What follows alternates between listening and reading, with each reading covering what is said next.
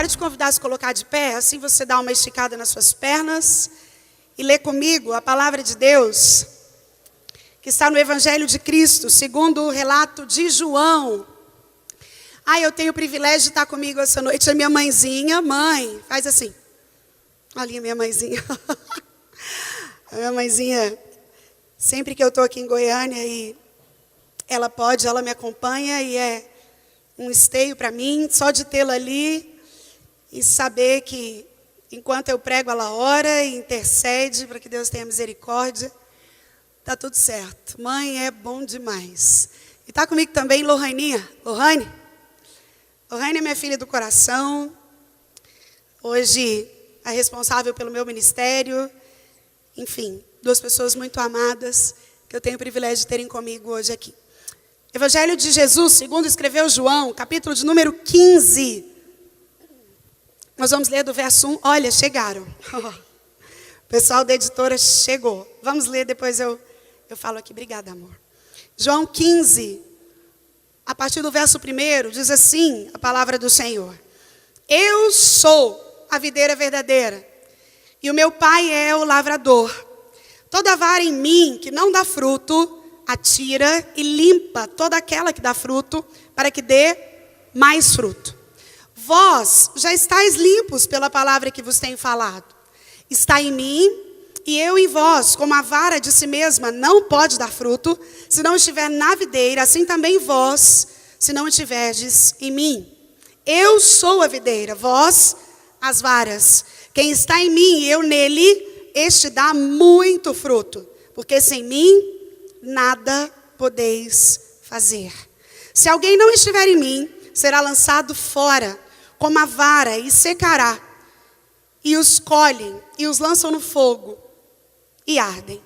Se vós estiverdes em mim, as minhas palavras estiverem em vós, pedireis tudo o que quiseres, e vos será feito. Você pode orar comigo, mais uma vez? Senhor, nós queremos te adorar nessa noite. Deus, render a Ti toda a honra, toda a glória, todo o louvor. Dizer que Tu és a nossa razão, Tu és o motivo que nos reúne neste lugar.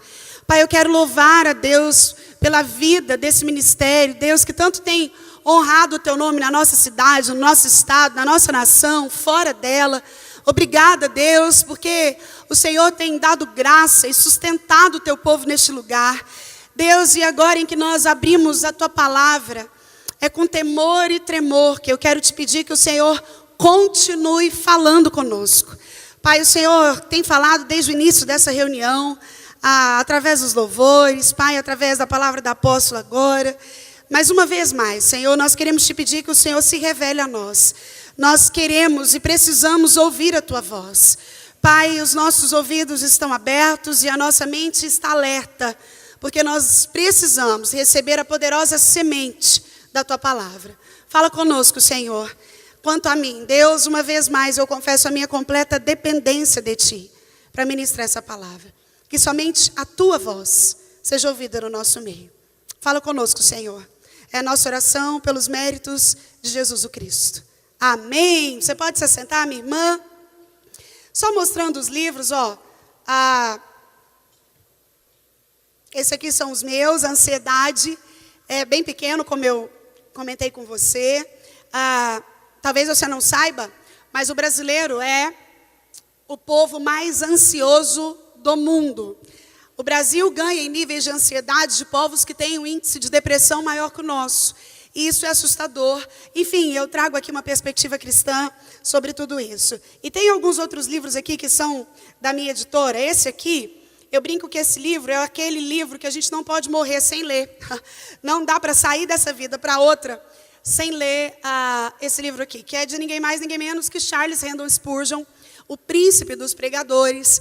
E ele escreveu O Santo e Seu Salvador, o progresso da alma no conhecimento de Cristo. Então, é daquelas leituras que você pode gastar anos para ler, ele é bem grosso, você está vendo aqui, mas é o tipo do livro que agrega diariamente na sua forma prática de ser cristã e com aquilo que a gente tem que lidar com a nossa alma. É uma leitura, na minha opinião, imperdível, um dos melhores livros que eu já li na minha vida.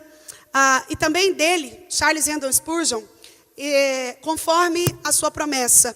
Esse livro do Spurgeon, mesmo sendo um escritor tão reformado e tanto, ele trata de uma forma brilhante, como só ele sabia fazer, da necessidade que eu e você temos de examinar constantemente o nosso coração, de ver aquilo que nos move, de avaliar como a gente tem vivido a vida cristã.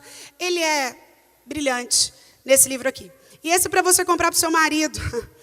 Henry Scougal, um dos maiores autores contemporâneos que nós temos no mundo hoje, escreveu A Vida de um Homem de Deus na Alma, a vida de Deus na alma do homem.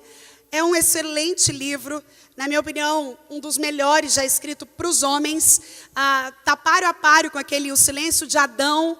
Eu não sei se o seu marido já leu, mas se não, dá para ele de Natal, Dia dos Pais, sei lá, O Silêncio de Adão, Larry Crabb. É um livro brilhante para que os nossos homens leiam. E a vida de Deus na alma do homem é também imprescindível. Enfim, vai estar lá fora. Só te dizendo que a venda do nosso material nos ajuda a sustentar o PROMA, Projeto Otimizado Mão Amiga, que é uma casa de recuperação que nós temos ali na cidade de Goianira. Nós estamos, meu esposo e eu, há 9 anos, cuidando de homens vítimas do crack. E nós temos hoje ali 45 alunos se recuperando desse vício. E como, pela misericórdia de Deus, nós somos uma das únicas casas do estado que não cobra, a gente está sempre lotado de jovens e homens de todas as faixas etárias, cumprindo ali um programa de 10 meses. Então, é só para você saber para onde vai sua semente. Além de investir numa literatura fantástica, você está nos ajudando a pôr comida na boca daqueles meninos. Enfim, vai estar lá. E tem tantos outros livros incríveis que essa editora publica. Querida, eu quero conversar com você sobre, a partir do texto que a gente leu, sobre o tema da conferência, sobre o que é ser uma mulher conectada. O dicionário fala que conectar é agregar vários elementos ou mecanismos a um propósito comum, ou seja, juntar um monte de coisas. Eu fiz questão de escolher o texto de João capítulo 15, porque aqui fala de alguém que está conectado a Cristo. E fala que essa pessoa tem algumas características. Primeiro, quando ela continua ligada ao Senhor, ela vai dar fruto. Mas também, se ela não der, o Senhor corta. E aí a gente vai lendo e vai vendo que Deus não lida de uma forma totalmente livre com essa questão de estar conectado a algo. E o texto é riquíssimo em dizer, olha, e é Jesus, aqui são palavras do próprio Cristo dizendo, está em mim e eu em vós, porque a vara sozinha não dá fruto. A vara sozinha não consegue viver tudo isso. Mas antes de entrar no texto propriamente dito, eu quero fazer um contexto histórico com você para que a gente entenda por que hoje, numa era tão conectada, nós vivemos conectados com tudo. Certamente, você aqui no intervalo está aqui, mas está conectado através do seu celular, do seu tablet, com as suas redes sociais que você tem, já ligou na sua casa, sabe como estão os seus filhos. Nós vivemos conectados o tempo todo. Nós estamos vivendo, em termos históricos, a era chamada pós-moderna. A pós-modernidade, em termos históricos, passa a valer a partir de 1989, quando cai na Alemanha o Muro de Berlim. E com a queda do Muro de Berlim, houve uma mudança de geração. Até ali, os povos viviam movidos por ideologias. Mas a partir dali, essa geração chamada pós-moderna, o século 21, no qual você e eu estamos inseridos, ele foi caracterizado como a geração shopping center. A ideia é que você e eu somos fúteis. É uma geração que não se importa com muita coisa, que não tem um ideal pelo qual lutar. E a geração pós-moderna, ela está fundamentada em 3 pilares. Primeiro, a geração pós-moderna é pluralizada. O que é isso? Nós vivemos uma ausência de absolutos. Tudo na pós-modernidade é relativo. Tudo depende do ponto de vista. Tudo depende da forma como eu interpreto. Tudo depende do que eu acho que é amor. Porque hoje todos os caminhos verdadeiramente levam a Roma e tudo que há em nós nos leva para o amor. Então eu quero te lembrar que no meio de uma era que tem como um fundamento a pluralização de ideias, nós servimos a um Deus que é absoluto. Jesus disse sobre ele, eu sou o caminho e não um deles. Eu sou a verdade. Enfim, o nosso Deus é um Deus de absolutos. O segundo pilar sobre o qual a pós-modernidade se firma é a individualização. Nunca houve uma era em que se é tanto incitado ao indivíduo a ideia de que ele se basta. Às vezes isso é velado, mas a maioria das vezes, se você abre a sua rede social durante o dia, você encontra lá no seu feed pelo menos algumas mensagens do tipo: tudo o que você precisa para ser feliz está dentro de você. Basta que você declare, você é o máximo. Olha, procure andar com pessoas. Isso é uma das massas que mais me assusta, quando principalmente cristãos compartilham. Procure andar sempre com pessoas melhores do que você, afinal de contas. E aí eu fico pensando, gente, Jesus fez isso desse jeitinho, né? Ele andava só com gente melhor que ele. Não era com prostituta, não era com coxo, não era com ladrão. O tipo de mentalidade. Mas a pós-modernidade faz com que você acredite de uma forma falha de que você se basta, de que você é a cara, de que você dá conta, de que você é o máximo. Isso é uma mentira, porque isso contradiz a graça. A graça me ensina que eu não sou nada, não posso nada, não tenho nada. Tudo é por Ele, por causa dEle, por meio dEle. E mais do que isso, minha irmã, nesse negócio de individualização, a gente nega aquilo que que Deus fez lá no Éden, quando Ele cria a mulher. Ei, minha irmã, fazendo um parênteses aqui, só para completar o que a apóstola Amy falou.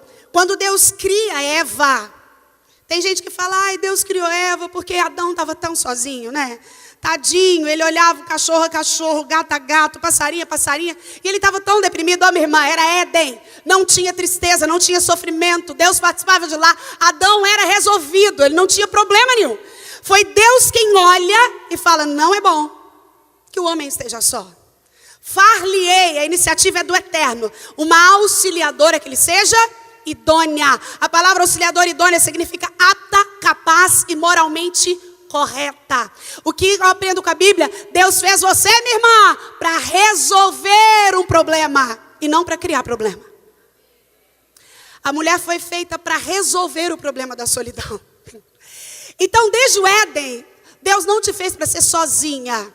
Deus não te fez para ser individual. A oração que Jesus nos ensinou, nos ensina a pedir pelo pão nosso, a falar do Pai nosso. Ninguém ora, Pai meu que estás no céu, o pão meu me dai hoje. Então tem que ter muito cuidado com essa ideia pós-moderna de individualização, de que eu sozinho está tudo bem. Então, a pós-modernidade está firmada, primeiro, na pluralização de ideias, na individualização e na secularização. Nunca houve uma sociedade e uma geração tão secularizada como a nossa. O que é isso? A secularização é a ideia de que eu posso levar a minha vida bem a lá Zeca Pagodinho, deixando a vida me levar, a vida leva eu. E aí eu venho nos congressos da igreja, nos domingos, e eu adoro a Deus, mas porta fora, eu que sei. A ideia de que a vida cristã, principalmente, ela é vivida no restrito ali do templo sagrado, dos compromissos que eu tenho com a igreja, mas porta fora eu faço o que eu quero. Um evangelho secularizado, que coloca Deus restrito ao templo, restrito aonde eu quero. Então eu faço do jeito que eu acho bom. Se eu precisar, Deus, eu te chamo, viu? Se não, só fica aí, eu fico aqui, eu peço, o senhor responde, está tudo certo. A geração secularizada é uma geração que de fato acredita que dá para postar uma foto de biquíni fio dental no Instagram e colocar a hashtag Deus no comando. E está tudo bem, é uma geração secular, afinal de contas, Deus conhece o meu coração. Isso é histórico. O que eu estou querendo te dizer? Nós não temos como enfrentar um inimigo que nós não conhecemos. Para eu saber por que eu preciso me conectar com Cristo e ficar grudada nele, eu preciso conhecer o que está acontecendo fora desse cenário. Então, nós vivemos na era pós-moderna, fundamentada na pluralização, na individualização e na secularização de ideias. Esses são princípios pós-modernos. Eu, particularmente, Sara, eu acredito que a ideia da geração pós-moderna está para ser mudada. Morreu há 2 anos atrás um sociólogo americano que ele propôs um outro nome para essa nossa geração. Ele propôs o nome de geração líquida. E geralmente, depois que alguém morre, as ideias dessa pessoa elas são fortalecidas, elas ganham uma força. Então, a sociologia hoje já está estudando a ideia de mudar a nomenclatura da geração que a gente está vivendo e passar para a geração líquida, que não muda muita coisa, porque essa ideia de uma geração que não tem nada sólido, que não constrói nada, que não deixa legado, que não valoriza o que é importante. Dentro dessa perspectiva de conexão, só para você entender do que nós estamos tratando aqui, hoje, 4 bilhões de pessoas, o mundo tem hoje aproximadamente 7 bilhões de habitantes. 4 bilhões de pessoas, ou seja, mais da metade do mundo hoje tem acesso à internet. 5,100 bilhões de celulares são usados no mundo todo hoje. 2,9 bilhões de pessoas fazem tudo pelo celular. Se eu fosse perguntar aqui, muitos de nós acessam banco pelo celular, você resolve sua vida. Você trabalha no celular, você faz tudo nele. Seu mundo está literalmente na palma da sua mão. Em 1994, haviam somente 3.000 sites na rede mundial de computadores. Então, quando você abria um site e aquela internet fazia aquele barulho de ligação, você lembra? Ligava, parecia que estava chamando, depois conectava. Só 3.000 sites. 20 anos depois, ou seja, em 2014, existiam já 1 bilhão de páginas na internet. Isso fala de um crescimento de 33 bilhões em 20 anos. Para falar ainda o tanto que a nossa geração é conectada, o Facebook tem hoje 2,3 bilhões de usuários. O YouTube, 1,9 bilhões. O WhatsApp, 1,5 bilhões. O Instagram, 1 bilhão. E eu poderia ficar aqui te falando, mas tantos outros dados dessa geração que se acha extremamente conectada, e de fato nós estamos. Mas o que tudo isso tem a ver com o fato de você ser mulher? E por que eu preciso de fato avaliar onde é que eu estou conectada, se dentro desse máximo, dessa macro situação do mundo, está eu como indivíduo? Minha irmã, o fato é que dentro dessa conexão louca que nós temos vivido, nunca houve uma geração tão arrebentada de alma como a nossa. Nunca houve um tempo de indivíduos vivendo uma solidão acompanhada como a nossa. É gente que tem milhões de seguidores, que tem milhões de gente perto, que vive no meio de tanta gente, mas na hora que precisa mesmo, custa achar um para conseguir andar junto. Isso diz de uma geração que está extremamente conectada, mas nas coisas erradas. E o meu convite é começar a olhar você. Por que você? Certa vez Sartre disse que a vida sem ser analisada não vale a pena ser vivida. Mas ele nem precisava ter dito isso, porque a Bíblia investe um livro todo, que é o livro de Eclesiastes, só falando da importância da autoanálise. Todo o livro de Eclesiastes, Salomão está lembrando você e eu, que nós precisamos avaliar como nós estamos vivendo a nossa vida. E aí, minha irmã, às vezes você pensa, mas aí, Sara, eu não tenho nem tempo para isso. Também faz parte da conexão pós-moderna. Esquecer que a vida tem 3 características. O autor de Hebreus diz, ao homem está dado morrer uma vez. E depois disso o juízo, ou seja, a vida é única. E aí vem o salmista no Salmo 90 e diz, os anos da nossa vida é só bem a 70, ou em havendo vigor a 80. Nesse caso, o melhor deles é enfado e cansaço, porque tudo passa rapidamente e nós voamos. Então, a Bíblia está dizendo que a vida é única. E aí vem o salmista e fala, não é só única não, é curta. 70 que sai 80 e é rápida. Passa rápido e você voa. Minha irmã, com o que você está conectada? Nessa pós-modernidade que te leva a se esquecer que a vida é curta, única e rápida. Eu quero chamar a sua atenção então para pelo menos 3 tópicos que me falam de uma mulher que está conectada nessa videira que nós lemos aqui no capítulo 15 de João. Eu quero falar de 3 características, 3 sinais, 3 coisas que a gente bate o olho e vê que a pessoa está conectada naquilo que é certo. Sabe por quê, minha irmã? O plano de Deus sobre a mulher não foi mudado com a onda feminista. O plano de Deus sobre as mulheres não foi mudado com o tal empoderamento.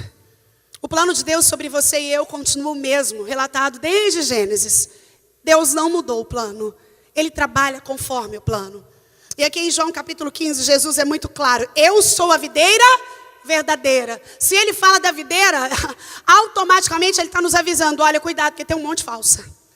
Às vezes você está conectado numa videira que é falsa, que não é a real. Eu sou a verdadeira. Toda vara em mim que não dá fruto, atira e limpa toda que dá fruto para que dê mais fruto. E aí Jesus vai se desdobrando nesse rico conhecimento de alguém que está conectado, ligado a Ele. E no verso 6 ele diz: se alguém não estiver em mim, será lançado fora, como a vara e secará. E os colhem e lançam no fogo, e vão arder. Agora, se vós estiverdes em mim, as minhas palavras estiverem em vós, pedireis tudo o que quiseres, e vos será feito. 3 características de uma mulher conectada. É uma viagem que eu quero te convidar a fazer dentro de você. É olhar para mim, nesse tempo que nós vamos passar juntas aqui, e entender se nessa vida curta, única e rápida que eu tenho para viver, dentro dessa geração pós-moderna que está se tornando líquida, eu estou verdadeiramente tendo características de uma mulher conectada. Querido, tem um teólogo que afirma que Deus conhece os que são dele pelo nome, mas nós os conhecemos pelo caráter. Quando uma pessoa olha para nós, e levando em consideração que o caráter é o conjunto de atitudes que nós externamos para as pessoas, elas nos julgam. Não é que a gente faz assim, a gente julga caráter. A gente olha e fala: eu gosto do fulano é bom caráter. Olha, eu conheço esse ciclano, para mim ele não é um bom caráter. Nós julgamos o caráter. É por isso que esse teólogo afirma: Deus conhece os que são dele pelo nome, mas nós os conhecemos pelo caráter. Quando nós observamos o caráter de alguém, a gente consegue saber a quem essa pessoa pertence, a quem ela serve, ao que ela está conectada, quem é o lugar onde a energia dela é absorvida. Primeira característica de uma mulher conectada é que essa mulher é motivada a economizar energia emocional. Você pode dizer comigo? Eu preciso economizar energia emocional. Eu vou te explicar o que é isso. Todos nós temos, umas mais, outras menos, uma cota de energia emocional dentro de nós. Eu chamo isso de porção emocional diária. Essa porção emocional diária, ela varia de acordo com o nosso estado de espírito. Então, eu vou te dar um exemplo. Amanhã é sábado e você certamente já programou algumas coisas para fazer. E a nossa energia emocional diária, ela é preservada quando tudo aquilo que eu planejei fazer dá certo. Mas nós sabemos que os imprevistos são corriqueiros. Então você planejou estar aqui amanhã na hora que o congresso vai começar. E aí quando você está saindo de casa, o pneu do carro fura. E aí os imprevistos começam a exigir de nós uma porção de energia emocional que não estava preparada para ser utilizada. E sabe qual é o problema? Geralmente, quando essa cota de energia nos é necessária, ela exige e demonstra o pior de nós. E aí, a gente começa a viver um termo tão conhecido na nossa época, que é o tal esgotamento. Mulheres que não economizam energia emocional, mulheres que não usam de forma inteligente a sua emoção. Deixa eu só te explicar, que às vezes você não está entendendo direito do que eu estou falando quando a gente trata de emoção. Nós somos seres trinos, nós somos corpo, alma e espírito. Quando você começa a andar com Jesus, no seu espírito, uma obra automática acontece. A Bíblia diz que tudo se faz novo. No âmbito do espírito, Deus começa a se revelar a você, Ele te dá dons, Ele fala com você, é através do espírito que você ora, enfim. No espírito a obra é imediata. No corpo, nada muda. Ninguém, porque começa a andar com Jesus, come Nutella e não engorda. Não, se comer Nutella, vai engordar. Se você ficar no calor, você vai transpirar. Se você ficar muito tempo sem beber água, você vai ter sede. Porque o corpo continua o mesmo, finito. E aí nós temos a promessa de um corpo glorificado na eternidade. Mas aqui, no corpo, nada muda. E na alma? Na alma, minha irmã, é processo. Fala comigo, processo. É esse que é a nossa dificuldade. A alma é o lugar onde estão as nossas emoções e vontades. Dor, alegria, medo, raiva, angústia, decepção, traição, humilhação. Todo tipo de emoção que você viveu, desde que você estava lá na barriga da sua mãe. Misericórdia, pastora Sara, regressão. Não, minha irmã, Bíblia. A Bíblia diz no Salmo 139 que diz que Deus te teceu a substância ainda informe. É por isso que nós cristãos somos contra o aborto mesmo antes da 12ª semana. Porque a gente acredita que quando há concepção, ou seja, quando o óvulo é fecundado pelo espermatozoide, ali já há alma vivente. E a alma é eterna. Só que o problema, minha irmã, é que quando a gente se converte, a alma não é convertida na hora, como acontece no espírito. É por isso que às vezes a gente observa o comportamento de alguém e fala, gente, mas fulano é crente há tanto tempo e até hoje fofoca. Gente, mas fulano é crente há tanto tempo e mente. A gente está falando de demonstrações emocionais, nós estamos falando de alma. Eu não tenho tempo para falar tudo isso para você aqui. A gente teria que, mas dentro da alma ainda operam 3 instâncias: personalidade, caráter e temperamento. Cada um é responsável por uma cota emocional. E se na alma é processo, a gente tem que viver o que Romanos 12:2 fala. E não vos conformeis com esse século, mas transformai-vos. Entenda algo. O conformar com o século é isso mesmo, a palavra já diz tudo. Conformar é entrar na forma, ficar parecido. Se você vai fazer um bolo na sua casa e a forma estiver furada, o bolo sai furado. Então, a Paulo está dizendo, não conforma, não fica parecido, mas transformai-vos. O verbo transformar na língua portuguesa aqui tem 2 características que são importantes para você entender o que o versículo está dizendo. Primeiro, ele está no imperativo. Todas as vezes que na língua portuguesa o verbo está no imperativo, há uma implicância de ordem. Transformar não é para quem acha que precisa, não é para quem está com tempo sobrando. Transformar é uma ordem. Segundo, ele está no presente contínuo, que dá a ideia de processo. Eu precisei transformar ontem, eu vou precisar transformar hoje, eu continuo precisando transformar amanhã. E aí o versículo termina dizendo, para que experimenteis qual seja boa, agradável e perfeita vontade de Deus. Quando a Bíblia diz, não vos conformeis com esse século, mas transformai-vos pela renovação da vossa mente. Mente e alma é a mesma coisa.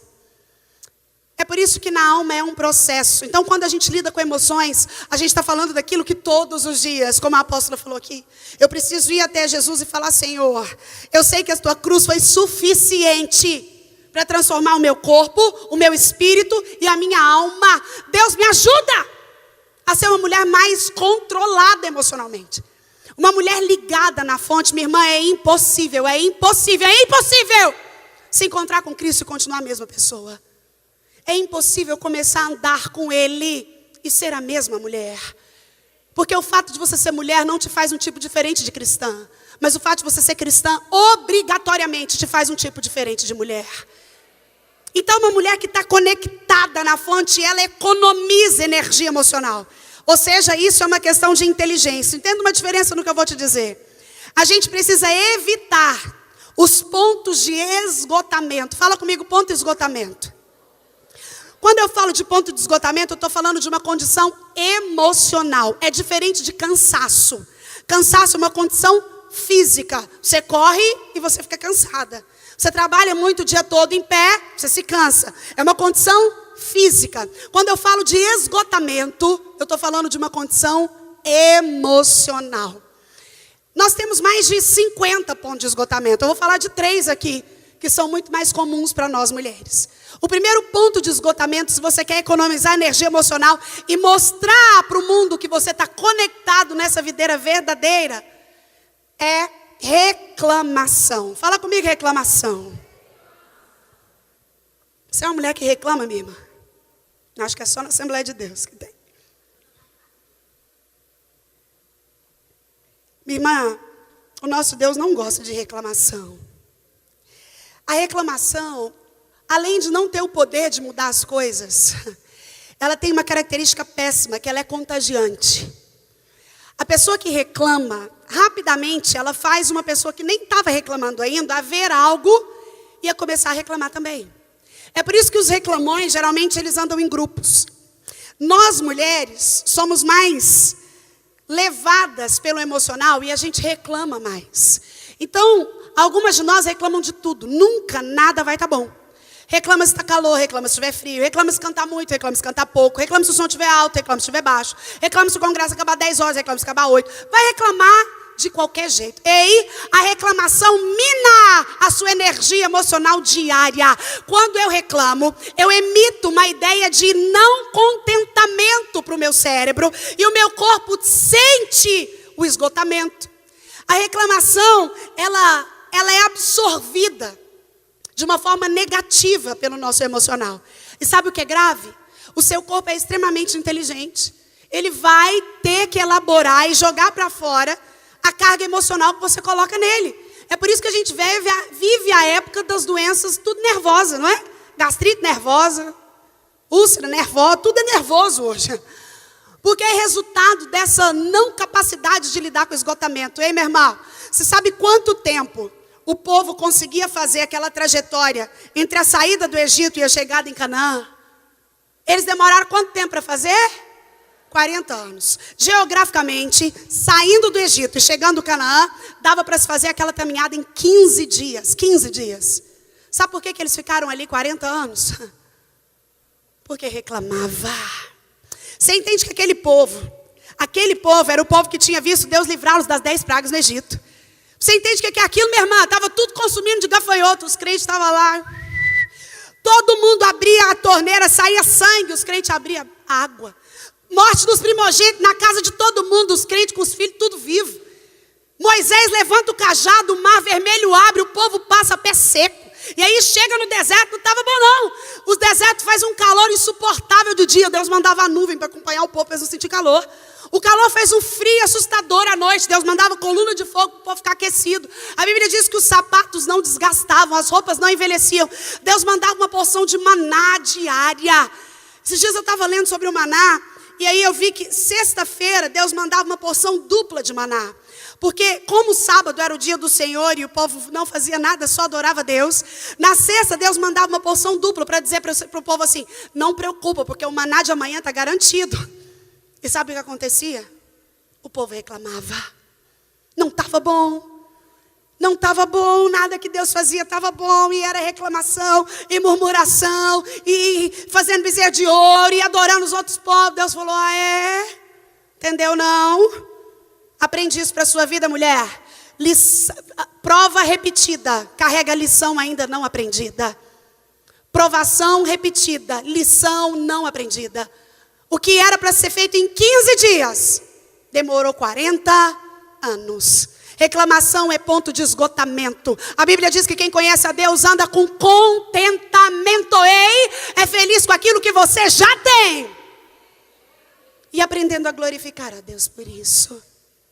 Uma mulher conectada na videira verdadeira é uma mulher que não reclama.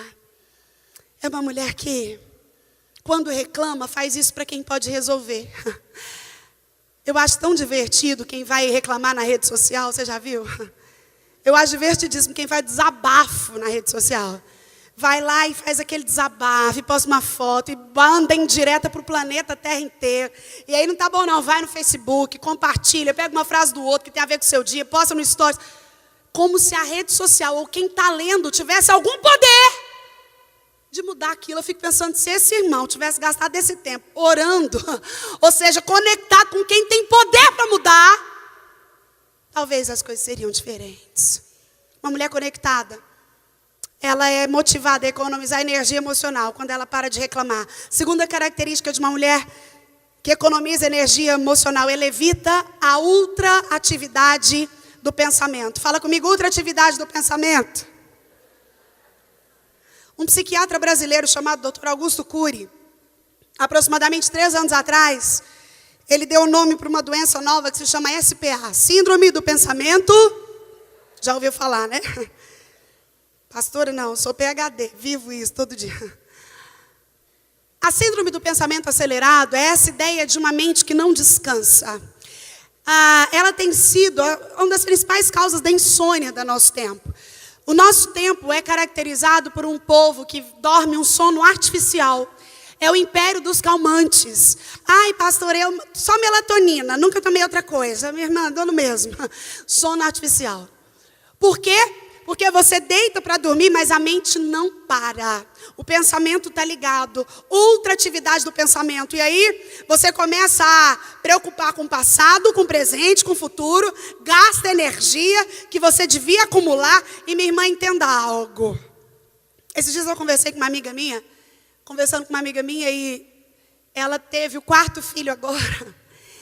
E a gente conversando, né? Ela falando, Sara, nós duas somos meio dois, né? Você tem 3, eu 4. E todo mundo acha a gente meio estranha. E aí a gente conversando sobre isso. E ela falou, mas eu não sou calma como você. Você é calma. Eu te vejo. E toda vez que eu te vejo, parece que você está sempre bem, sempre sorrindo. Você está sempre igual. Eu falei, não é que eu estou sempre bem. É que quando eu não estou bem, eu não faço questão de ficar mostrando para um tanto de gente. E outra coisa. Uma coisa para me deixar mal, ela passa por um crivo que eu estipulei para a minha vida. Por exemplo, existem coisas, minha irmã, que você não vai ter opção. Vão chegar momentos na minha e na sua vida que a gente não vai ter escolha. A gente vai sofrer, a gente vai chorar, a gente vai estressar, a gente vai perder o cabelo. Então eu estipulei para a minha vida, naquelas situações que eu posso escolher, eu não estresso. Eu olho e falo, não vou estressar por isso não. Não vou, não vai resolver. Eu vou guardar a energia para uma hora que precisar. Porque vai ter uma hora que nós não temos opção. As coisas vêm, a má notícia chega, a crise é estabelecida. E nesses momentos eu não tenho escolha. Eu sofro, eu choro, eu estresso, eu descabelo. Então essa ultratividade do pensamento é aquela ideia de que aquilo que eu preciso fazer não cabe nas 24 horas do meu dia. E eu vou acumulando atividades, conversa, problema misturado. Eu vou enfraquecendo a percepção daquilo que é importante com aquilo que é urgente. Nós somos especialistas em trocar o que é urgente pelo que é importante. Você já parou para pensar que nem tudo que você pensa que é urgente é de fato importante? Às vezes você acha que urgente é trabalhar mais para ganhar mais dinheiro, para dar mais alegria para o seu filho. Mas o que o seu filho quer de verdade é um tempo para ser ouvido por você. Às vezes você acha que urgente é estudar mais para conseguir mais outra coisa, mais importante mesmo é dar um ombro para o seu marido que está passando por uma dificuldade. Nós somos especialistas em barganhar isso.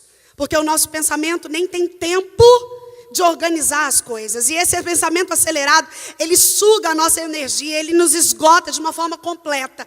Sócrates, certa vez, disse, cuidado com o vazio de uma vida ocupada demais. Cuidado com o vazio de uma vida ocupada demais. Existem pessoas que têm um vazio tão grande dentro delas mesmas, que elas precisam colocar 10 coisas para fazer no dia para parecer que está preenchida. Cuidado, porque pessoas que estão inteiras em Deus, mulheres que verdadeiramente estão ligadas nessa videira, elas sentem bem em ficar consigo mesmas. Elas se permitem estarem em casa e tirar um tempo de oração. Ela não acha que ela tem que ser uma superwoman 24 horas do dia. Porque ela entende que as maiores batalhas, elas são vencidas na oração. E quando a gente está com essa ultratividade do pensamento, a gente não ora. Alguns de nós oram com o celular do lado, orando e conferindo o que está acontecendo na rede social, orando e querendo saber o que está... Ô minha irmã, uma mulher conectada com Deus, ela economiza energia emocional, parando de reclamar. Ela economiza energia emocional, preservando o seu pensamento. E o terceiro ponto de esgotamento que eu quero falar com você é passado como estilo de vida. Fala comigo, passado como estilo de vida.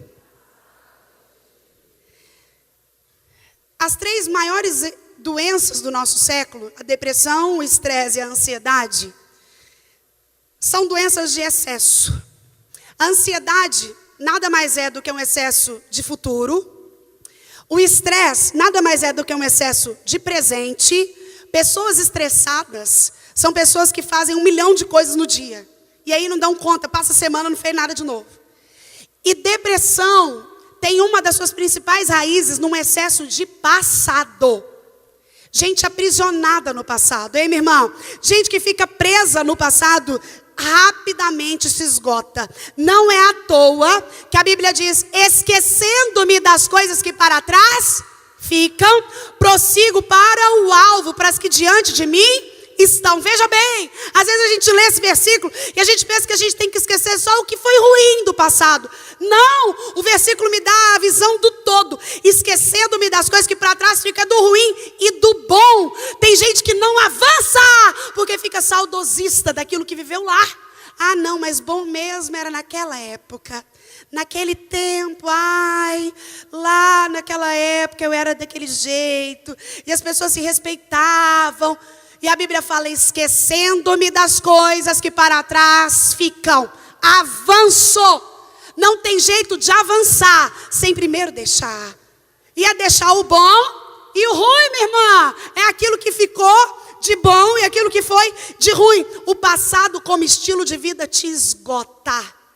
Uma mulher conectada com Deus vive o hoje. Ela entende que a vida é um dom. Fala dom. A palavra dom significa presente. A vida é um dom de Deus. Uma mulher conectada com o Senhor, ela valoriza o hoje. Ela sabe que a vida é curta, é única e rápida. E não dá para ficar pensando, nossa, mas se tivesse sido muito melhor. Ai, se eu não tivesse vivido aquilo. Se aquela família não fosse assim. Se aquele trauma. Ai, se meu pai... Eu atendi consultório 11 anos. Eu tinha um consultório aqui em Goiânia, onde eu ficava 15 dias, e 15 dias em São Paulo.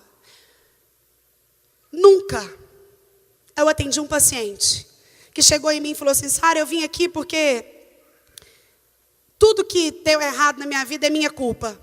Nunca. A pessoa sempre chegava na terapia, contava tudo que estava de errado, e aí ela ia colocando todos os protagonistas, porque ela era só a coadjuvante, só a vítima. Olha, eu sou assim porque é o meu pai, eu sou assim porque é minha irmã, eu sou assim porque é o meu pastor, eu sou assim porque é o meu patrão. E aí, um terapeuta competente, ele vai fazer isso, ele vai fazer com que a pessoa compreenda que é ele o responsável, afinal de contas, ninguém faz com você aquilo que você não deixa. Então, quando eu começo a me posicionar, eu saio dessa posição de vítima que me esgota. Pessoas fixas no passado vivem esgotadas, a sensação é de cansaço. É um fardo maior do que eu posso carregar, eu vivo cansada. E aí o meu emocional vai sendo sucumbido, porque a minha alma está aprisionada nos traumas. E eu me esqueço que eu devo não me conformar e transformar diariamente, se eu quero alcançar a vontade boa, perfeita e agradável de Deus. Minha irmã, é condição. Ninguém vive a vontade boa, perfeita e agradável de Deus sem fazer as duas coisas que o versículo fala antes, sem deixar de conformar e sem estar em uma constante transformação. Uma mulher conectada na árvore, na videira verdadeira, é uma mulher que aprende a economizar energia emocional, minando os pontos de esgotamento. Como eu disse, são mais de 50 os pontos de esgotamento. Mas por hoje, reclamação, passado como estilo de vida e ultra atividade do pensamento. Em segundo lugar, uma mulher que está conectada com a videira verdadeira. Uma mulher que no meio de uma geração pós-moderna quer viver de forma eficaz, sabendo qual é o plano de Deus para ela. Além de economizar energia emocional, não permanecem no erro. Você pode dizer isso comigo? Eu não devo permanecer no erro. Até porque, minha irmã, da segunda vez já não é erro, é escolha. Sim ou não? Sim. Erro é a primeira vez. Da segunda, é escolha. Existe uma diferença tão grande quando a gente fala de erro, porque a Bíblia chama isso de pecado. Pecado, a melhor tradução dele é errar o alvo. É mirar uma coisa e acertar em outra. Isso é pecado, errei o alvo, mirei errado. E a palavra de Deus diz que se nós confessarmos os nossos pecados, Ele é fiel e justo para nos perdoar os pecados e nos purificar de toda a injustiça. Nós sabemos de cor.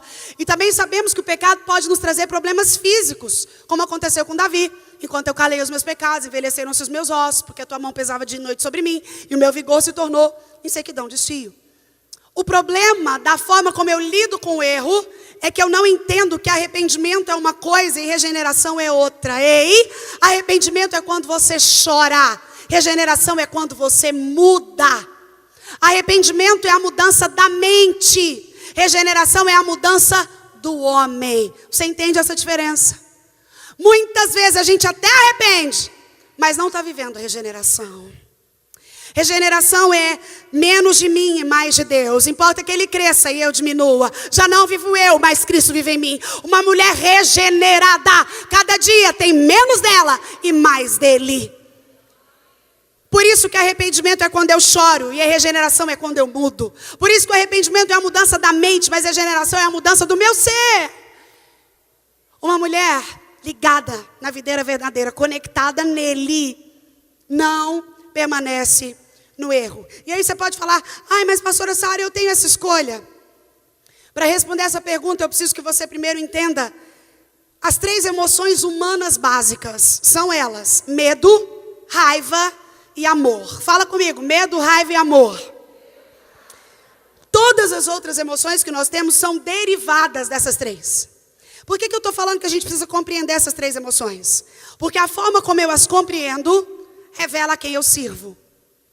A forma como eu lido com isso na minha vida revela quem domina o meu ser, a quem eu estou conectada. Se o que rege a minha vida é a novidade do coach, da autoajuda, da multiespecialização, É tão engraçado, né? Tem crente hoje que vai misturando tudo. Põe um versículo, uma frase de Buda, acha legal o que Allan Kardec falou e vai misturando tudo. Fala, não, é que eu acho assim, todos os caminhos levam a Deus, é tudo parecido. Essa ideia da forma como eu lido com essas emoções básicas falam muito de em quem eu estou conectada. E todos nós, se queremos viver uma vida com o propósito que Deus designou para nós, precisamos aprender a administrar a luz dele. Isso não é tarefa nossa, você pode dizer amém. Nenhuma de nós tem essa capacidade, minha irmã. Isso é obra do Espírito que em nós habita. Isso é obra da graça. Nenhum de nós dá conta de dominar medo, raiva e amor da forma como deve ser. Essas emoções humanas básicas, elas são uma espécie de sentimento âncora, que se não relacionados e vindo da videira que é o Senhor, a forma de executá-lo, a gente não consegue viver uma vida saudável. O contrário de saúde é doença. Ou seja, eu vou adoecer. Eu vou definir cada uma rápido para você entender o que eu estou falando. O medo, talvez seja a mais severa das 3, porque o medo não é só emoção, o medo é um espírito. A Bíblia diz que é um espírito de medo. Não é assim que a Bíblia diz? Não vos dei espírito de medo, diz o Senhor. O Senhor não nos deu espírito de medo. O medo é um espírito. E é por isso que ele é tão severo. O medo paralisa, o medo limita, o medo escraviza. O medo pode ser o senhor de uma vida inteira. É por isso que ele tem que estar sempre condicionado a uma decisão de enfrentamento. Eu vou te dar um exemplo de como o medo paralisa. Se você tem medo de barata, e surgir uma barata aqui, você vai subir na cadeira, sair correndo, desmaiar. Eu conheço um homem desse tamanho, dessa largura, que tem medo de galinha. Uma vez, num acampamento da igreja, alguém chegou com uma galinha, achou que era brincadeira, e foi chegando com a galinha perto dele. Quando foi chegando assim, a mais ou menos 1 metro dele, ele caiu, desmaiou na hora.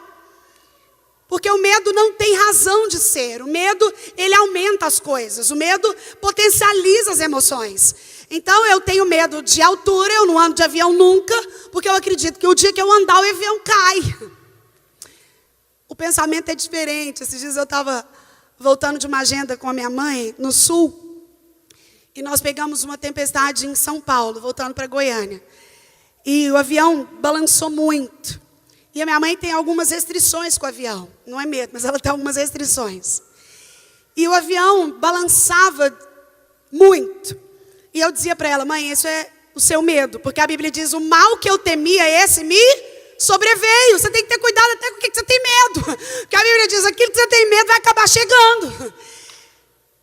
E eu falava, mãe, eu nunca, em todas as minhas agendas, viajando 20 vezes no mês, eu peguei um voo desse. Hoje, com você. Chegou a ficar engraçada, ela foi ficando nervosa comigo, nervosa. Foi até o final de semana que teve uma tempestade em São Paulo, um vendaval que morreu aquela modelo Caroline Bittencourt, foi naquele dia. Então o avião tremia muito. E aí minha mãe falava, menina, você não tem medo da gente morrer? Eu falei, mãe, você não entendeu, é o contrário. O avião podia até cair, mas ele não vai cair porque eu estou aqui. A minha cabeça meio que funciona assim. Porque eu penso, Deus, o Senhor está aqui com a gente. O Senhor não vai deixar. É lógico que vai ter um dia que vai acontecer. Não é isso que eu estou dizendo. Não é uma fé, eu declaro e acontece. Não é isso. Mas o que eu estou te dizendo é que a forma como eu lido com o medo revela a quem eu estou conectado. Quando eu entendo que Jesus está no barco, quando eu entendo que Ele está lá. Vocês lembram dos discípulos? Essa história é relatada em Marcos, no capítulo 4. E a Bíblia diz que os discípulos estavam no mar. E aí, uma tempestade terrível começa. E Jesus estava no barco com eles, só que Jesus dormia. E aí, quando Jesus, de repente, acorda no meio daquela tempestade, eles olham bravos para Jesus e falam, mestre, não te importa que pereçamos? E às vezes eu leio aquele texto e eu penso, quantas vezes você e eu nos sentimos assim? Quando a gente olha e fala assim, o Senhor não está vendo o que está acontecendo comigo? Não, Deus. Deus só vai deixar, Senhor. Foi essa sensação dos discípulos, mestre, não te importa que pereçamos. Mas Jesus é tão lindo que ao invés de responder para eles, ele faz outra pergunta. Como é que vocês podem ficar assim? Vocês não têm fé? Jesus fala para eles. E aí Jesus vai, declara, mar, fica calmo. E aí há uma terceira e última pergunta nesse texto. A primeira foi deles para Jesus, a segunda de Jesus para eles, mas a terceira é deles para eles mesmos, feita entre eles. E eles começaram a se perguntar, quem é esse? Que até o vento e o mar lhe obedecem. Ei, minha irmã, se você está conectada a esse, que até o vento e o mar obedecem, eu começo a encarar os meus medos, porque eu sei que o verdadeiro amor lança fora o medo. O amor de Cristo em mim é poderoso para transformar. Eu não estou falando de medo, cuidado, há uma diferença. Medo, cuidado. Ah, não tem medo de nada, eu vou deixar meu filho pular 50 metros de altura, porque eu não tenho, não é isso. Existem coisas que não é medo, é zelo. Não, eu não tenho medo nenhum, eu saio bem aqui no centro, andando à noite, sozinha, até no meu carro. Minha irmã, isso não é falta de medo, isso é imprudência. Então a gente tem que ter cuidado com aquilo que a gente entende que a Bíblia diz, mas quando eu estou conectada, eu não trato o medo de forma a me paralisar, porque eu não permaneço nesse erro de lidar com o meu medo assim. O segundo é a raiva, diz comigo, raiva. Raiva é um sentimento primitivo. Muitas vezes ele é animalesco, ele não civiliza, às vezes ele é tão absurdo que ele não tem correspondente na razão. Os estudiosos não conseguiram ainda descobrir o que acontece no nosso cérebro quando a gente fica com raiva. Não dá para, a razão não consegue explicar. A ciência não consegue mensurar. É como se o cérebro desse um curto-circuito. E aí você fica com raiva. Não dá para entender do tanto que esse sentimento é animalesco. Sem sombra de dúvidas, a raiva é o grande protagonista das injustiças, do ódio, da violência. E essa emoção, ela pode ser condicionada com bom senso, com exercício do fruto do Espírito. A apóstola falou aqui sobre isso. O fruto é um combo que Deus coloca em nós. E neles estão mansidão, domínio próprio. Mansidão é poder sob controle. Diz comigo, poder sob controle. Nenhum de nós consegue ser manso, meu irmão. É por isso que Jesus fala, aprendei de mim, porque sou manso e humilde de Deus. Jesus é tão lindo. Aprende de mim, sozinha você nunca vai ser mansa. E humildade também, aprende comigo. Porque para você a humildade está na roupa, está no carro. Mas eu estou dizendo que a humildade verdadeira está no coração. Às vezes a gente julga, não, eu não gosto de fulano, fulana não é humilde, olha lá a roupa que ela veste, a saia que ela usa. Ela não é humilde, olha lá o jeito que ela anda. Minha irmã, às vezes você pode estar com a roupa mais velha, com a sandália mais antiga e arrebentada, mas ter o coração mais arrogante de todos. É isso que Jesus estava falando. Aprende de mim porque sou manso e humilde de coração. A raiva é um sentimento dominado pela mansidão. Poder sob controle. É ter argumento, mas preferir calar. É entender que eu só devo falar quando aquilo que eu for falar for melhor que o meu silêncio. É compreender que antes de eu falar, eu preciso passar pelo crivo. Que se fosse eu ia suportar ouvir aquilo que eu estou querendo falar. Porque a gente na raiva, a gente vai liberando igual uma metralhadora giratória. Algumas de nós com raiva se escondem atrás da máscara de sinceridade, já viu isso? Gente, eu tenho medo de gente sincera. Sabe aquelas que falam assim, ai, sabe o que é? Eu vou falar, é que eu sou muito sincera. Eu penso, nossa, lá vem. Porque no fundo, você não é sincero, você é cruel. Sabia? Se todo mundo sair falando aí toda sinceridade, minha irmã, rapidinho estoura a Terceira Guerra Mundial. Ninguém está preparado para ouvir tudo que você pensa, não. E a gente tem que passar pelo crivo. Ai, mas eu não dou conta. Você me desculpa, é que eu sou muito sincera. Esses dias eu estava pregando numa igreja em Atlanta, na Geórgia.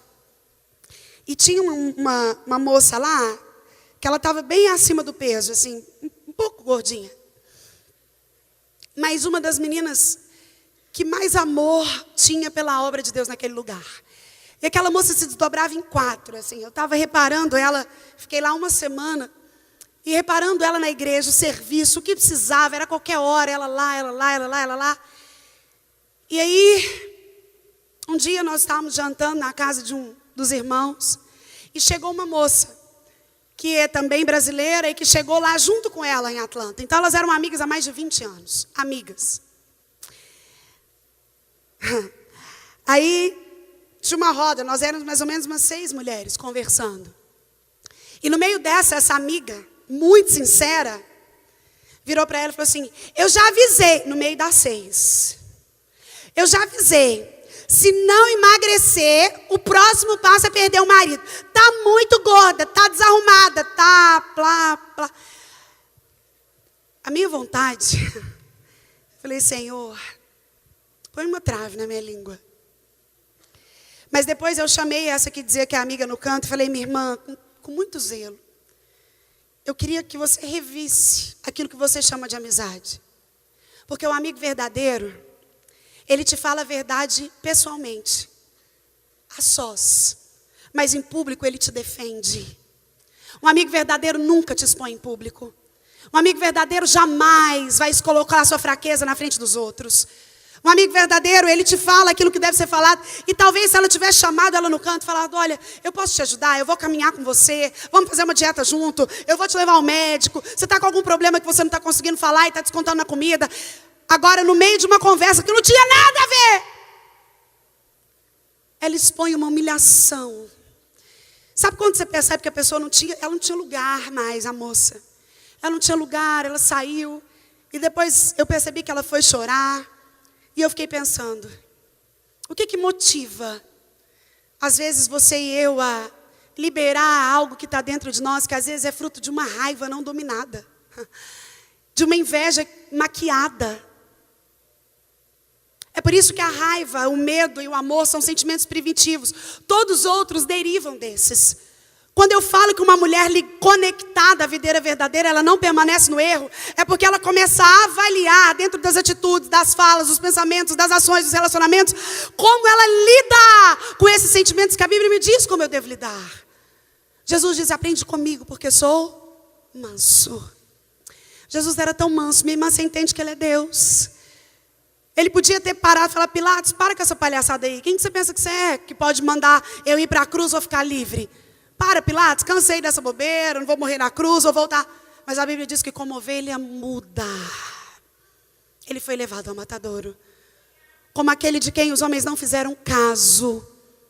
O castigo que nos traz a paz estava sobre ele, e sobre as suas pisaduras você e eu fomos saradas.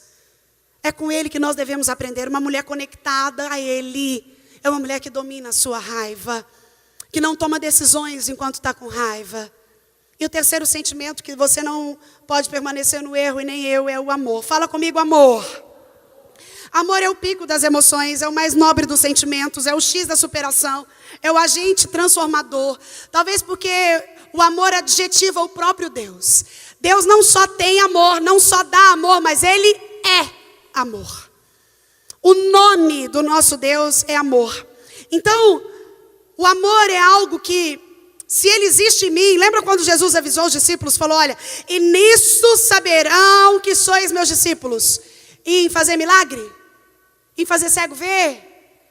Em fazer coxo levantar? Em ressuscitar morto?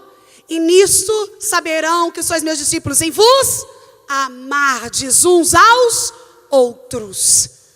É impossível dizer que é de Jesus sem amar o próximo. O amor é algo, sabe qual é o problema da nossa geração, essa geração fugaz? Aquela lista de Coríntios 13, 1 Coríntios 13, quando diz: agora, pois, permanece a fé, a esperança e o amor. A nossa geração tem invertido tudo. Ela tem trocado esperança por expectativa. Entenda algo, expectativa é humana, é sua. E esperança é de Deus, é do céu. Ela tem trocado fé por crença. Você entende a diferença? Ai, pastora, como assim não tem fé? A gente tem cada vez mais crente no mundo, exatamente. Tem crente, gente que tem crença, mas pouca gente que tem fé. E a nossa geração tem trocado amar por gostar. Amor não acaba. Já gostar? Eu gosto hoje, amanhã eu não gosto mais, depende. Eu gosto hoje, amanhã enjoei. Eu gosto hoje, amanhã não gosto mais. E aí a gente vai deturpando aquilo que é uma emoção básica. Então, o que é que eu estou querendo te dizer? Quando eu te disse que uma mulher conectada ao Senhor é alguém que economiza energia emocional e que não permanece no erro, o que eu estou dizendo é sim, eu posso dominar as minhas emoções, eleger aquilo que faz bem, aquilo que imita Jesus, condicionar as minhas emoções a um Cristo que é modelo, que é um exemplo a ser seguido. E isso está ao meu e ao seu alcance. John Baston diz assim: qualquer pessoa, independentemente da natureza, pode ser treinada para qualquer coisa. Ou seja, basta que eu deseje e fala: Senhor, me ajuda. Sozinho eu não consigo. Provérbios 23, 7 diz assim: assim como você imagina na sua alma, assim você é. Tem gente que acha lindo falar: ai, sabe o que é? Eu sou uma mulher que tem muita raiva mesmo. Olha, eu não aceito quase nada. Eu rodo a baiana mesmo, viu? Se falar, vai ouvir. Eu não levo desaforo para casa. Ô, minha irmã, você não está conectada na videira verdadeira. Porque não são assim aquelas que pertencem a Jesus. Uma mulher conectada, a videira verdadeira, economiza energia emocional. Não permanece no erro. E em último lugar, uma mulher conectada na videira verdadeira não fica no marasmo depressivo. Fala comigo: eu não devo permanecer no marasmo depressivo. Você deve saber que alguns países na Europa têm um inverno altamente rigoroso que duram aí 8 meses ao ano. E o índice de suicídio nesses países de depressão é altíssimo. Isso tem uma explicação biológica. Os nossos olhos, eles, quando olham alguma coisa, um cenário, eles são treinados para absorver conteúdos coloridos. É por isso que as polícias utilizam, quando querem fazer um assassino confessar um crime, alguma coisa, a ausência da luz. Geralmente o preto, ou então um quarto branco, onde não tem contato com nada. Nos lugares onde o inverno é muito rigoroso, as pessoas passam meses sem ver a luz do sol. E vai ficando aquele cenário cinza. Porque os dias são curtos e as noites são longas. Então, a claridade é muito rápida. E quando o nosso cérebro vai captando essa imagem cinza, essa visão monocromática, não colorida de nada, ele aumenta um hormônio chamado melatonina. É por isso que melatonina é um hormônio que a gente toma para dormir. Alguns tomam para dormir. O cérebro aumenta a produção de melatonina. A melatonina é um hormônio que age como depressor do sistema nervoso central. Então eu fico vendo aquela imagem muito cinza, o meu cérebro recebe uma mensagem de aumento do hormônio, e esse aumento do hormônio me manda uma mensagem de recolhimento. É por isso que quando está frio, quando está chovendo, quando está nublado, você quer ficar em casa, assistir um filme, ligar Netflix. E a Bíblia fala: tomara que Jesus não volte no dia de chuva, no inverno, senão não vai ter ninguém na igreja. É por causa disso, o cérebro recebe uma mensagem de recolhimento. E isso aumenta o índice de depressão nesses lugares. É por isso que esses países muito gelados têm um índice de suicídio assustador, porque há um hormônio da melatonina pela visão monocromática. O que eu estou te dizendo? Uma mulher conectada na fonte, na videira verdadeira que é o Senhor, ela não se coloca refém do marasmo depressivo. Você compreendeu que tudo começa pelo olhar? Lembra quando Deus chama Abraão para fora da tenda? E a Bíblia é tão linda, e tudo que a gente vai ver, a ciência vai explicando, e a gente tem exata certeza que Deus fez isso exatamente para que quando pessoas fossem tentar contestar a Bíblia, elas achassem ali mesmo a base científica para provar tudo que Deus fez. Deus então chama Abraão, coloca ele fora da tenda e fala: olha para as estrelas. Você consegue contá-las? Aí a gente sabe o resto da história. Porque Deus sabia que quando Abraão olha, automaticamente a minha mente capta. São 2 milésimos de segundo que o nosso cérebro utiliza para armazenar algo que o nosso olho vê. Então é muito rápido. A ideia: Abraão olha, então todos os sentidos foram ativados. Abraão olha, o cérebro capta e Deus então fala: assim como você não consegue contá-las, vai ser a sua descendência. É por isso que a Bíblia diz que os olhos são as janelas da alma. E ela também diz que se os seus olhos forem bons, todo o seu corpo será bom. Mas se eles forem maus, todo o seu corpo habitará em trevas. Porque a forma como eu olho para as coisas. Ei, minha irmã, como é que você vê a vida? Tem algumas de nós que, se for falar como é que vê a vida, coloca a outra para suicidar em 3, 2, 1. De tanto pessimismo. A visão é péssima. Você sabia que quando você começa a andar com Jesus, ele muda os seus olhos? A expressão bíblica no hebraico é que antes de Jesus nós tínhamos o ayá tová, olhos mesquinhos, olhos centrados em nós, olhos onde eu sou o centro. Mas quando eu começo a andar com Cristo, os olhos ayá tová se transformam em ayá ha, olhos misericordiosos. Porque Deus sabia que quando Ele muda os meus olhos, Ele muda os meus pensamentos. Quando os meus pensamentos são mudados, a minha fala é alterada. Quando a minha fala é mudada, a minha atitude é transformada. E as minhas atitudes transformadas mudam o meu hábito. Os nossos hábitos são resultados daquilo que nós pensamos. É por isso que Filipenses 4:8 nos fala no que pensar. Finalmente, irmãos, tudo que é verdadeiro, tudo que é puro, tudo que é amável, tudo que é de boa fama, se alguma virtude há, se algum louvor existe, seja isso que ocupa o vosso pensamento. Porque o pensamento ativa, os olhos ativam o pensamento a fala a atitude repetida, hábito. É por isso que quem quer mudar o hábito precisa começar mudando o que está vendo. Aquilo que eu permito colocar os meus olhos sobre. Uma mulher conectada com o Senhor, ela não fica no marasmo depressivo, porque ela muda o lugar para onde ela está olhando. Ela não passa a olhar da forma como ela quer, ela olha como Deus agora habitando nela, manda que ela olhe. Tem algumas de nós que acham que é lindo falar que estão sempre no deserto, não é? Algumas de nós, quando não está no deserto, está no vale. Ah, não, mas vai passar. E está sempre no marasmo depressivo. Ei, minha irmã, eu vim aqui para te dizer que quando eu estou conectada com a videira verdadeira, eu começo a olhar a vida com os olhos de Jesus. E aí aquilo que governa a minha vida não é o atual governo, o que governa na minha vida não são as políticas públicas, o que governa a minha vida não é o preço do dólar, o que governa a minha vida não é se a reforma da Previdência vai passar ou não, o que governa a minha vida não são os conceitos internos, externos, o que governa a minha vida é o plano perfeito de Deus sobre ela. E quando eu sei que Deus trabalha conforme um plano, porque Ele conhece o fim desde o começo, porque Ele nunca perdeu uma batalha.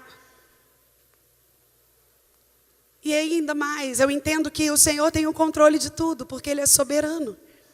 Então eu não pressiono Deus, eu não ponho Deus na parede, eu não obrigo Deus a fazer, porque eu consigo sair do marasmo depressivo sabendo que haja o que houver. Não é assim que diz a canção?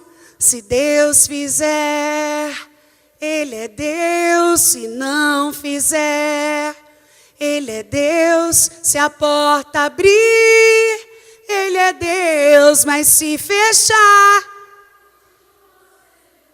se a doença vier, Ele é Deus. Se curado eu for, se tudo der certo, mas se não der.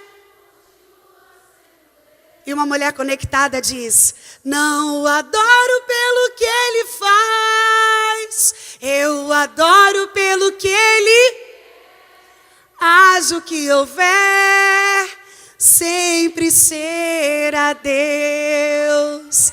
Não o adoro, diga isso. Eu o adoro pelo que Ele é, haja o que houver, sempre será Deus. Uma mulher conectada entende que Deus não está sentado numa cadeira de balanço, aposentado, assistindo o caos da humanidade. Ele continua exatamente no lugar de onde Ele nunca saiu, no comando de todas as coisas. Feche os seus olhos em nome de Jesus, minha irmã. Uma mulher conectada é estimulada a economizar energia emocional. Uma mulher conectada na videira verdadeira, que está dando fruto para não ser cortada, é uma mulher que aprende a não permanecer no erro. E é alguém que não permanece no marasmo depressivo. Sabe, eu não sei como você chegou aqui. Talvez cansada, a pós-modernidade te suga. São tantas tarefas. São tantas funções, são tantas situações. Quem sabe a sua alma está cansada e você fica lutando para permanecer ligada, conectada. Minha irmã, é como se fosse um abajur. E às vezes o abajur está desligado e tudo parece estar tão escuro. Mas o motivo do abajur estar desligado não é porque não tem energia.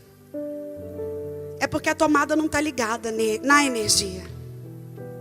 Assim somos nós sem o Senhor. O Senhor é como se fosse essa energia, essa tomada que está sempre pronta, está lá. Mas às vezes nós que somos esse abajur, preferimos ficar desligados. Parece que dá trabalho. O Senhor te chama a fazer uma autoanálise de você nessa noite. A conferência está só começando. Mas uma mulher conectada, ela elimina os pontos de esgotamento. Ela não permanece no erro, porque ela lida de forma bíblica com medo, com a raiva e com amor.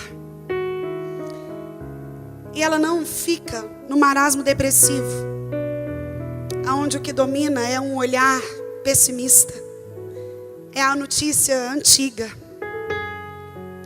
Sabe, querida, o privilégio de ser conectada nessa videira verdadeira é que todas as outras conexões, por mais bonitas que pareçam, por mais que possam ser firmadas em gente boa que falou coisa boa, são fundamentadas em conexões de pessoas que até fizeram ou falaram coisas bacanas, mas que não estão mais aqui. Se você for ao túmulo de Buda, você vai encontrá-lo lá. Se você for ao túmulo de Kardec, ele também vai estar lá. Maria também está no túmulo. Confúcio está no túmulo. Mas quando eu me conecto na videira verdadeira, que é o Senhor Jesus, eu me conecto a alguém que ao terceiro dia ressuscitou. Jesus está vivo. Ele é um Deus que fala, Ele é um Deus que ouve. E é isso que faz dessa reunião algo tão importante. É a certeza de que Ele está aqui. Jesus está aqui. A videira verdadeira está aqui, ao alcance da sua fé. Ao alcance do seu reconhecimento de que você necessita dele. Sabe, eu quero orar por você que em alguma dessas três situações, quem sabe o que você precisa é minar os pontos de esgotamento. Você reclama muito, vive com insônia, o pensamento está sempre acelerado, ou está aprisionado ao passado, quer seja bom ou ruim. Ou talvez a sua situação seja a permanência no mesmo erro. Você ainda não compreendeu que luta repetida está carregando uma lição ainda não aprendida, e você está lidando de forma ainda não bíblica, com medo, com a raiva, com o amor. Ou talvez a sua dificuldade seja porque você está no marasmo depressivo. Você está refém das circunstâncias e você não consegue enxergar Deus em meio a elas.